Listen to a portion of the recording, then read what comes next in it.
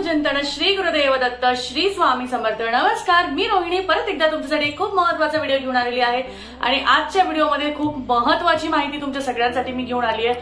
कारण आता तुम्हाला माहिती आहे की 24 तारखेपासून होतो आहे मार्गशीर्ष महिन्याची सुरुवात आणि ह्या मार्गशीर्ष महिन्यात आपल्याला भरपूर काही सेवा करायच्या आहेत, भरपूर काही अशा गोष्टी करायच्या आहेत जे आपल्याला अध्यात्मापर्यंत पोहोचवणार आहे। आणि सगळ्यात महत्त्वाचं तुम्हाला मी सांगते की मार्गशीर्ष महिना हा आपल्या महिलांसाठी इतका इतका इतका शुभ महिना असतो, कारण या महिन्यात आपण जितक्या सेवा करतो तितक्या सेवा त्या फलदायी जातात आणि त्याचबरोबर आपल्याला त्याचे आपण म्हणतो ना की त्याचे आपल्याला रिटर्न्स सुद्धा खूप छान मिळतात। तर ह्याबद्दल मी तुम्हाला एक खूप महत्त्वाची माहिती सांगणार आहे। आता बघा, मागच्या माझ्या बऱ्याचशा व्हिडिओमध्ये मी तुम्हाला गुरुचरित्राचं पारायण 3 वेळा किंवा 7 वेळा करायला सांगितलं। काही कारणानिमित्त मला ते पारायण करायला जमलं नाही, कारण आमच्या घरात एक काहीतरी प्रॉब्लेम आल्यामुळे मला त्या पारायणाला बसायला जमलं नाही। त्यामुळे नाहीतर माझी इच्छा होती की मी कंटिन्यू 7 पारायण करावे आणि मला खरंच अशी इच्छा होती की मी 3 दिवसात 7 पारायणाचं करावं अथवा 7 दिवसाचं 3 तरी करणार होते। त्याचबरोबर स्वामी चरित्र सारामृताचा सुद्धा माझा एक पाठ झाला आणि दुसऱ्या दिवशी माझा तो पाठ दुसऱ्या दिवशीपासून माझा तो पाठ नाही झाला। मी खरंच स्वामींना माफी मागते किंवा त्यांना विचारते की असं का काही झालं, पण एका गोष्टीचा आनंद मला हा आहे, स्वामीच सगळं करतात, त्यामुळे ह्या गोष्टीचा मला आनंद आहे की 1 तारखेपासून जी आपली दत्त जयंतीची जी सुरुवात होणार आहे आपल्या ज्या गुरुचरित्राच्या पारायणासाठी, त्यासाठी स्वामींनी मला व्यवस्थित ती गोष्ट जी आहे ती व्यवस्थित दिलेली आहे। तर कसं असतं ना, सेवा थोडी करा, अगदी खूप जास्ती करायची गरज नाहीये, सेवा थोडी करा पण मनापासनं आणि अशी करा की ती आपली दत्तगुरूंजवळ आपल्या स्वामींजवळ पोहोचणार आणि मनात तुम्ही असं विचार केला की मी हे करणार, मी ते करणार, हे करणार, ते करणार आणि अशा वेळेस असं काहीतरी घडतं की तुमच्याकडनं काहीच होत नाही आणि ते आज आत्ता माझ्या बरोबर झालेलं आहे। पण मी स्वामींची खरंच खरंच खरंच खूप आभारी आहे की त्यांनी माझ्याकडनं जी ती एक गोष्ट होणार होती की दत्त जयंतीची सेवा होणार होती ती त्यांनी मला व्यवस्थित पार पाडून दिलेली आहे, ती व्यवस्थित मला दिलेली आहे आणि मी ती नक्कीच करणार आहे। स्वामींचे खरंच लाख लाख लाख आभार, कारण त्यांनी कसं असतं ना, ते ब्रह्मांड नायक आहेत, ब्रह्मांड नायक, त्यांना सर्व माहिती आहे, येणाऱ्या गोष्टी, होणाऱ्या गोष्टी, घडणाऱ्या गोष्टी, त्यामुळे सगळ्या गोष्टी खूप महत्त्वाच्या असतात। तर चला, बाकीच्या गोष्टींमध्येच व्हिडिओ खूप मोठा झालेला आहे, तर त्याचबद्दलची माहिती मी तुम्हाला अजून सांगणार आहे। मी तुम्हाला म्हणलं होतं की मी संक्षिप्त गुरुचरित्राचं पारायण 7 दिवसाचं करणार आहे आणि ते 7 दिवसाचं पारायण ची सुरुवात सुद्धा मला आता करता नाही आली, त्यामुळे मी विचार केला की मी तुम्हाला सांगते। कसं थोडंसं हे आहे, पण तरी मी विचार केला की आपण करूयात, नंतर करूयात, अजून एका दिवसाचंही पारायण करू शकते। कसं एका दिवसाचं सुद्धा पारायण तुम्ही आरामात करू शकता, कारण 1 दिवस सुद्धा तुम्ही मनोभावाने केल्या ना त्या गोष्टी नक्कीच लाभार्थी होतात। तर जर का तुम्हाला गुरुचरित्राचं पारायण करणं शक्य नसेल तर हे संक्षिप्त गुरुचरित्र पारायण जर का तुम्ही केलं एका दिवसात किंवा 7 दिवसासाठी, किंवा तुम्हाला सांगते मार्गशीर्ष महिन्याची सुरुवात होत आहे 24 तारखेपासून, तर 24 तारखेपासून तर 7 तारखेपर्यंत जर का तुम्ही ह्या पाठाचं एक पाठ रोज जर का केला तर तुमच्या आयुष्यात बदल घडल्याशिवाय राहणार नाही। अथवा दत्त जयंतीपासून 11 दिवस म्हणजे 11 दिवस आधीपासून तुम्ही जर का हे पाठ जरी केलं तरीही तुमच्याकडनं खरं सांगते खूप खूप खूप तुम्हाला त्याचे इतके फायदे मिळतील ना, त्याच्यातनं फायदा नाही म्हणणार मी, पण तुमच्या आयुष्याला एक आपण म्हणतो ना की एक मार्ग सापडेल आणि त्यानुसार तुम्हाला त्यातनं नक्कीच बऱ्याचशा गोष्टी मिळतील। तर तुम्हाला जर का गुरुचरित्राचे पारायण करायला जमत नसेल, 53 अध्याय एकत्र एवढे 7 दिवस वाचायला जमत नसतील, 3 दिवसाचं वाचायला जमत नसेल, तर सगळ्यात महत्त्वाचं असं आहे की तुम्हाला संक्षिप्त गुरुचरित्र तुम्ही आरामात करू शकता।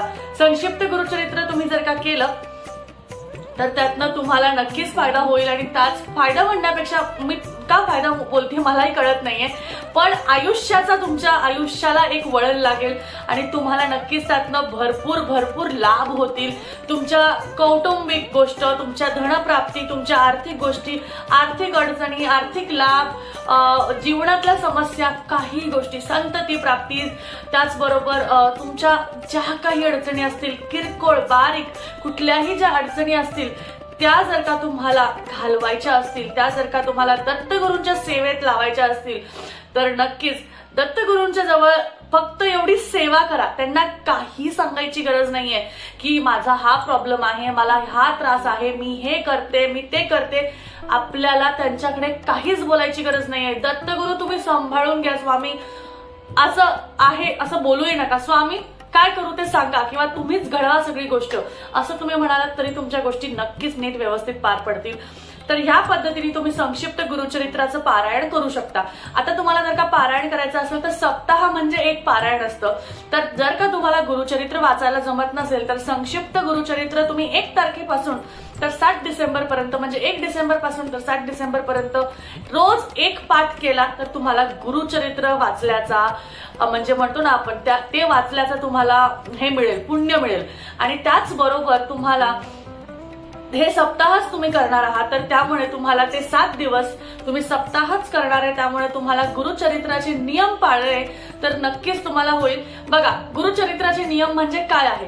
गादीवर झोपायचं नाही, कांदा लसूण खायचं नाही, त्याचबरोबर ब्रह्मचर्याचं पालन करायचं, वाईट साईड कोणाला बोलायचं नाही, आणि त्याचबरोबर सगळ्यात महत्वाची गोष्ट जी आहे ती तुम्हाला म्हणजे आपण म्हणतो ना एकनिष्ठ राहून तुम्हाला ती गोष्ट पूर्ण होऊस तर करायची आहे. त्यामुळे तुम्ही संक्षिप्त गुरुचरित्राच्या ग्रंथासारखंच त्याला धरा आणि त्यानुसार तुम्ही ते करा, कारण ते संक्षिप्त आहे. यामध्ये इतके अनुभव आहेत, इतके अनुभव आहेत. त्या सगळ्या अनुभवाचा व्हिडिओ सुद्धा मी लवकरात लवकर घेऊन येणार आहे.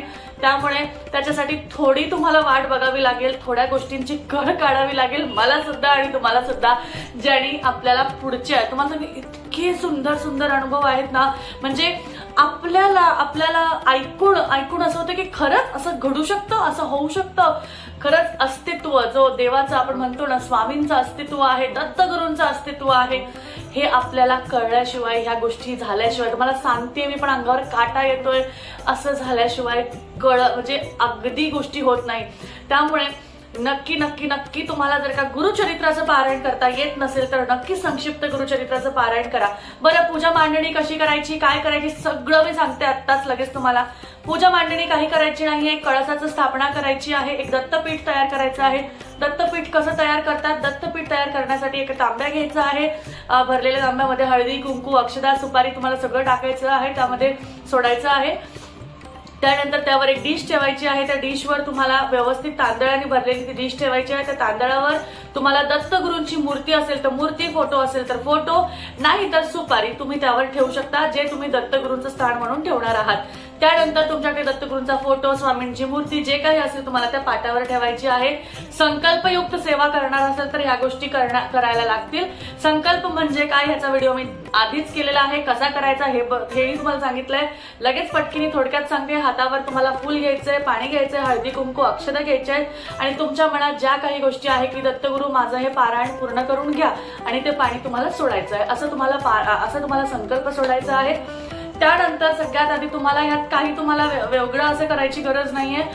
नारळ, खडीसाखर वगैरे असं ठेवायची, तुमची इच्छा असेल तर तुम्ही ठेवू शकता. देवाऱ्यात तुम्ही तुमच्या देवाऱ्यासमोर नारळ, खडीसाखर ठेवा. स्वामींजवळ असेल दत्तगुरूंचं मंदिर, स्वामींचं केंद्र किंवा मठ असेल जवळपास, तिथे जाऊन ठेवलं तरीही चालेल, काही हरकत नाहीये. आणि त्यानंतर तुम्हाला व्यवस्थित पोथीची मांडणी करून, ह्या पोथीची मांडणी करून सुद्धा तुम्ही करू शकता. बरं, तुम्हाला पूजेची मांडणी न करता करायची असेल तरीही चालेल, फक्त संकल्प सोडा आणि देवाऱ्याच्या समोर बसून रोज वाचा. फक्त त्यासाठी तुम्हाला एक महत्वाची गोष्ट जी अशी करायची आहे ती तुम्हाला रोज जे आपण म्हणतो ना की कपाटात ठेवून द्यायची, आत करायचं नाहीये. तर अशा पद्धतीचं व्यासपीठ आणून घ्या. हे तुम्हाला अशा पद्धतीत तुम्हाला ती पोथी ह्यात ठेवायची आहे, यात व्यवस्थित इथे मांडायची आहे आणि ती पोथी इथेच तुम्हाला देवाऱ्याच्या समोर, तुमच्या देवाऱ्याच्या समोर अशीच असायला हवी. फक्त बंद करून ठेवली तरीही चालेल, शक्यतो बंद करत नाही, मी तर बंद करत नाही. आपला जो पाठ चालू असतो, आपल्याला रोज एक पाठ करायचा म्हटल्यावर तुम्ही बंद करू शकता, पण अशी ही पोथी तुम्हाला व्यवस्थित तिथं देवाऱ्याच्या समोर म्हणजे तशीच ठेवायची आहे. कपाटात, ड्रॉअर मध्ये कुठेही लगेच ठेवून देऊ नका. तुम्हाला त्या मांडणीच्या समोर किंवा मांडणी नसेल केली तर देवाऱ्याच्या समोर व्यवस्थित तसं तुम्हाला ठेवायचं आहे, कारण ते तसं केल्याने तुमची अजूनही जी आहे आपण म्हणतो ना की अजूनही तुमची उपासना चालू आहे हे आपल्याला कळतं आणि त्यानुसार तुम्ही गोष्टी करत राहतात। रोज संकल्प करायची गरज नाहीये, 7 दिवस कंटिन्यू तुम्ही वाचा, कांदा लसूण नका खाऊ, ब्रह्मचर्याचं पालन करा, एखाद्याच्या घराचं अन्न खाऊ नका, कोणाला वाईट साईड बोलू नका। त्याचबरोबर तुम्हाला अजून महत्वाची गोष्ट जी आहे ती म्हणजे पारायण काळात कुठल्याही अशा गोष्टी तुम्हाला करायच्या नाहीये ज्याच्याने दुसऱ्याला त्रास होईल, वाईट साईड न बोलणे, लोकांच्या घराचं न खाणे, अशा बऱ्याचशा गोष्टी असतात। सोहळ्यात तुम्हाला करायचं आहे सकाळी उठल्या उठल्या 1 तासात होऊन जातं, 1 तास पण खूप जास्त सांगितलंय मी, त्यामुळे 1 तासात होऊन जातं, त्यामुळे तुम्ही करू शकता। तर अशा पद्धतीने तुम्ही गुरुचरित्राचं पारायण, संक्षिप्त गुरुचरित्राचं पारायण जर का केलं तर नक्कीच तुम्हाला त्यात लाभार्थी होईल। उद्यापन कसं करायचं तर दत्त जयंतीपर्यंत उपवास असतो, म्हणजे दत्त जयंतीला उपवास असतो, त्यानंतर तुम्ही याचा उपवास काही करायची गरज नाही, सकाळी वाचून घ्या, दिवसभर मग तुम्ही का खाल्लं तरीही चालतं। आपण काय सकाळी नाश्ता, दुपारचं जेवण आणि रात्रीचं जेवण करतो, त्या व्यतिरिक्त आपण दुसरं काही खात नाही। हा, मांसाहार करायचा नाहीये मार्गशीर्ष महिन्यात, पूर्ण मार्गशीर्ष महिन्यात तुम्हाला मांसाहार करायचा नाहीये, याची काळजी तुम्हाला घ्यायची आहे। त्याचबरोबर उद्यापन कसं करायचं तर उद्यापनासाठी घरात नैवेद्य, पूर्ण वर्णाचा स्वयंपाक करा, नैवेद्य दाखवा आणि त्यानंतर त्यामध्ये कांदा लसूण नका टाकू। बरेचसे जण टाकूनही करतात कारण मग ते उपवास सोडतात म्हणून, पण शक्यतो देवाला आपण नैवेद्य कांदा लसूण विरहितच देणार आहोत, त्यामुळे तुम्ही न कांदा लसूण वापरता ते करू शकता। घेवड्याच्या भाजीचा नैवेद्य आणि उडदाच्या डाळीचा जो वड्याचा नैवेद्य असतो आणि दूध भाताचा नैवेद्य हे खूप महत्वाचं आहे। ह्या गोष्टी नक्कीच त्या उद्यापनात ठेवा। उद्यापनाच्या वेळेस काय काय करायचं काय नाही ह्या सगळ्यांचा व्हिडिओ माझ्या चॅनलमध्ये आहे, जाऊन तुम्ही बघितलं तर तुम्हाला नक्कीच सापडेल। त्यामुळे अशा पद्धतीने तुम्हाला करायचं आहे। काही प्रश्न असतील तर खाली कमेंट बॉक्समध्ये लिहा, मी तुम्हाला दरवेळेस सांगते की तुमचं काही असेल, प्रश्न नसेल तरी श्री गुरुदेव दत्त श्री स्वामी समर्थ लिहायला विसरू नका, कारण तुम्ही लिहिलं नाही तर मला कसं कळणार की तुम्ही व्हिडिओ बघून गेलाय, त्यामुळे ह्या गोष्टीची काळजी घ्या आणि असेच आपले व्हिडिओ बघत राहा। आजच्या व्हिडिओला मी इथे संपवते, कसं वाटलं व्हिडिओ हे नक्कीच मला सांगा। परत भेटूया अजून एका छानशा माहिती बरोबर, तोपर्यंत काळजी घ्या। अवधूत चिंतन, श्री गुरुदेव दत्त श्री स्वामी समर्थ, जय जय स्वामी समर्थ।